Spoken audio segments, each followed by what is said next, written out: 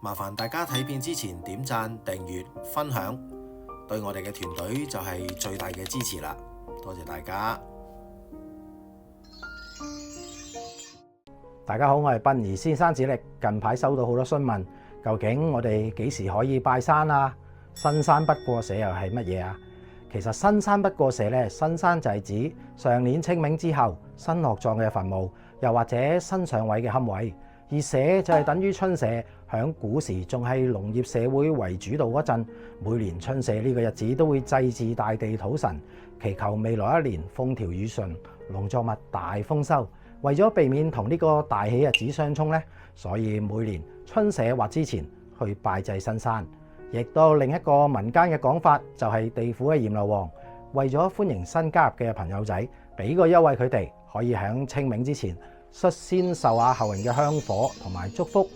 再簡單啲講啦，若果2024至到2025年新嘅上位或者落葬嘅，就可以喺西歷2025年3月20號春社或者之前去拜山。咁2025年嘅清明重陽就可以唔使再去，直到2026年就可以一切回復正常㗎啦。